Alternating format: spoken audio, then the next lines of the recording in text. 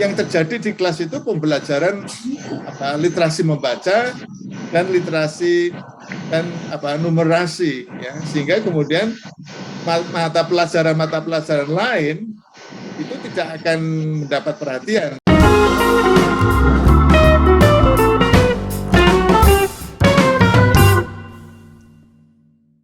Bismillahirrahmanirrahim. Assalamualaikum warahmatullahi wabarakatuh. Selamat datang di UMK Talks Academy, forum berbagi informasi seputar dunia akademik. Baik sahabat Sivitas Akademika dimanapun Anda berada, terima kasih karena terus mendukung channel UMK Talks Academy. Hari ini kita kembali dengan topik yang baru tentunya, namun masih berhubungan dengan topik yang sebelumnya. Topik kita pada hari ini adalah efek backwash terhadap implementasi kurikulum, dan tentunya untuk membahas topik ini sudah hadir bersama kita narasumber andalan kita, the one and only Profesor Ali Sauka MA PhD. Langsung kita sambut. Assalamualaikum warahmatullahi wabarakatuh, Prof. Assalamualaikum warahmatullahi wabarakatuh. Bagaimana kabarnya, Prof? Alhamdulillah siap, Prof. Baik. Gimana kabarnya, Prof? Ya. Sehat, walafiat, alhamdulillah. Ya, baik, Prof. Seperti yang saya sampaikan tadi, Prof, ya, topik kita hari ini adalah efek backwash terhadap implementasi kurikulum, Prof. Ya, pertanyaan dari saya, sebenarnya dampak dari backwash terhadap implementasi kurikulum itu apa, Prof? Ya, ini memang masih rangkaiannya dengan sebelumnya dan nanti berangkai juga untuk Ibu Sudo yang akan datang, menyoroti mengenai konsep yang sudah sangat populer, ya, tapi mungkin di antara para istilah ini belum populer, ya, tapi sebenarnya konsep ini sudah lama, sudah banyak dikaji oleh peneliti, bicarakan, yaitu tentang bisa backwash effect atau washback effect, itu tidak ada masalah, ya, istilah itu, washback effect atau backwash effect. Backwash effect seperti juga pernah saya sampaikan, itu efek ke belakang, gitu ya, efek itu, ya, efek ke belakang. Jadi kalau kita bicara mengenai tes, itu khususnya tentang tes yang punya risiko tinggi, yang dianggap hasilnya itu akan menentukan nasib. Efek washback itu, washback effect itu kalau kita gunakan sebagai istilah teknisnya dalam bahasa Inggris, backwash effect-nya itu terkait dengan masalah pelaksanaan kurikulum. Kalau sebetulnya yang sudah banyak saya kaji itu mengenai kurikulum pada waktu masih ada ujian nasional. Ya, sebagai contoh saja dalam bahasa Inggris, gitu ya. Jadi kalau dalam kurikulum di bahasa Inggris itu ada 4 keterampilan berbahasa yang harus dikembangkan. Jadi guru harus mengembangkan 4 keterampilan berbahasa para peserta didik untuk kemudian digunakan berkomunikasi, yaitu untuk yang disebut dengan receptive skills, keterampilan yang sifatnya reseptif itu listening and reading. Sedangkan untuk yang sifatnya produktif itu speaking dan writing. Nah, tetapi karena ujian nasional diselenggarakan secara serempak, secara nasional, itu melibatkan begitu banyak peserta, itu disebut dengan penyelenggaraan tes yang sifatnya masif, itu tentu tidak bisa kemudian secara teknis mencakup yang terkait dengan masalah writing skills, writing dan speaking skills, karena pada bagian writing dan speaking skills itu kan kemampuan menghasilkan gagasan dalam bentuk teks, menghasilkan gagasan dalam bentuk teks tertulis. Untuk writing menghasilkan gagasan dalam bentuk teks lisan.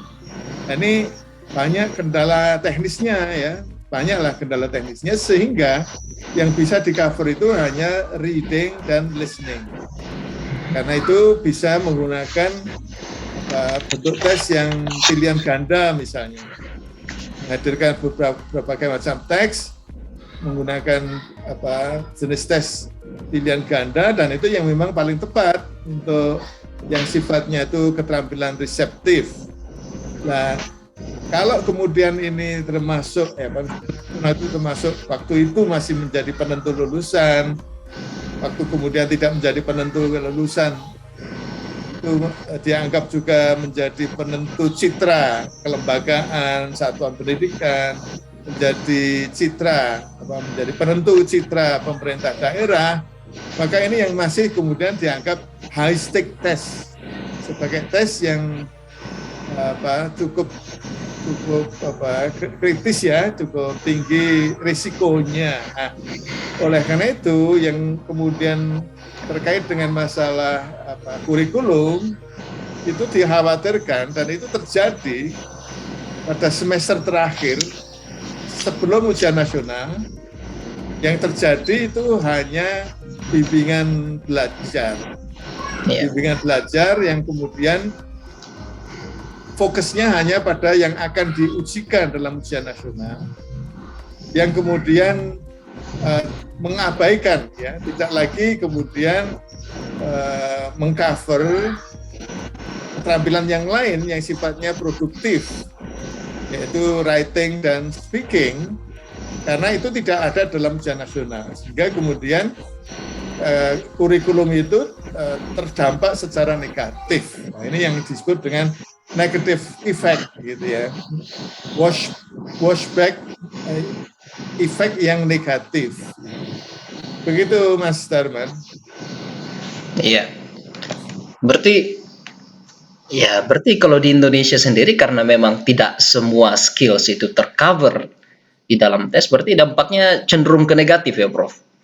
Iya, jadi kebetulan saya dengan mahasiswa saya, dengan kolega, itu melakukan penelitian, ternyata itu memang pada umumnya begitu, hanya kemudian lebih khusus lagi karena sekolah-sekolah yang katakanlah saya tidak ingin mengatakannya, yang merasa tidak aman ya, tidak aman karena proses pembelajarannya yang diselenggarakan di sekolah itu, termasuk mohon maaf mengatakan kualitas gurunya memang masih diragukan, maka kemudian karena merasa tidak aman itu ya cenderung untuk fokus pada yang akan dites pada ujian nasional.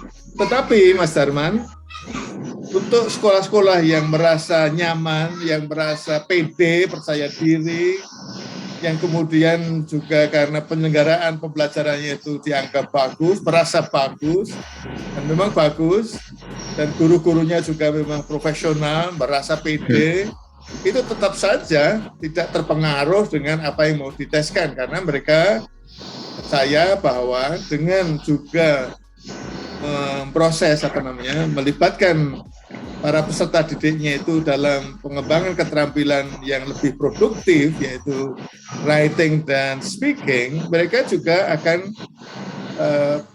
diperkuat keterampilan yang akan diujikan dalam ujian nasional.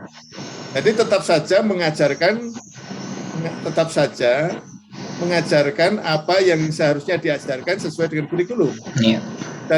Dan ini ya itu tidak sedikit ya, jadi artinya juga banyak yang sekolah-sekolah seperti itu, sehingga sebetulnya pada dasarnya kalau mau secara alami washback effect yang negatif ini ditanggulangi, ya tentu memperbaiki mutu sekolah gitu, ya mereka tidak cenderung untuk kemudian ingin hasilnya bagus gitu ya, khawatir mereka tidak tergoda dengan hanya menyelenggarakan bimbingan belajar yang kemudian fokusnya pada ujian nasional itu pada reading dan listening misalnya. Itu bisa terjadi di mana saja, khususnya yang memang betul-betul tes itu dikelompokkan sebagai high stake test, tes yang memang hasilnya itu akan sangat mempengaruhi nasib seseorang. Nah, kalau ini dalam kelas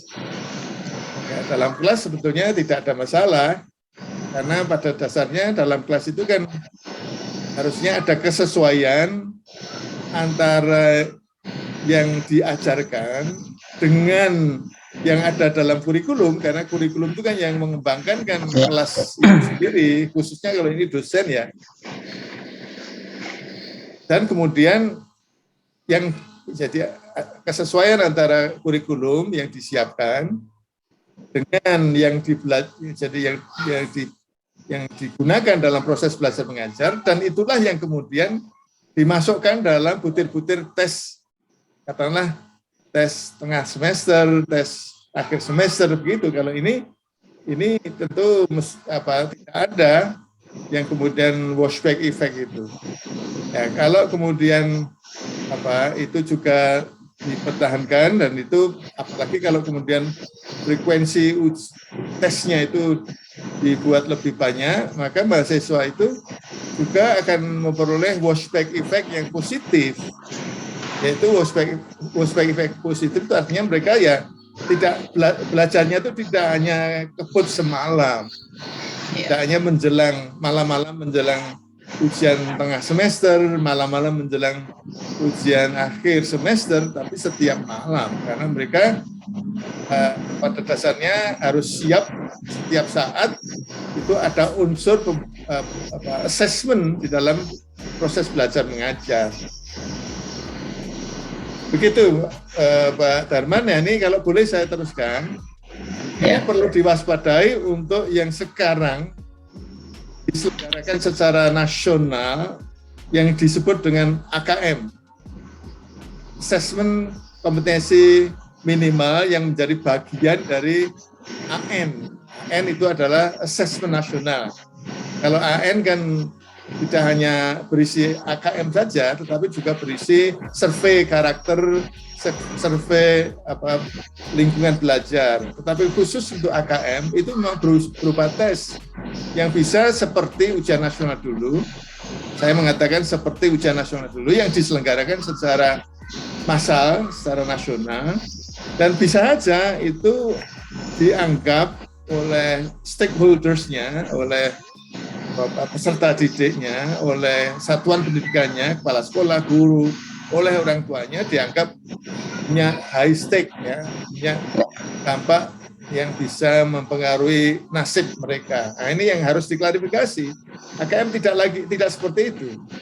Nah, kalau iya terjadi, maka kemudian menjelang AKM, padahal AKM ini yang diukurkan hanya literasi membaca dan numerasi. Nah, kalau itu terjadi, maka pada waktu-waktu menjelang diselenggarakannya AKM, yang terjadi di kelas itu pembelajaran literasi membaca dan literasi dan numerasi, ya, sehingga kemudian mata pelajaran lain itu tidak akan mendapat perhatian. Nah, sekali lagi kalau saya sebut mata pelajaran itu tidak jelas ya dalam kaitannya, karena literasi membaca itu tidak terkait langsung pada mata pelajaran tertentu.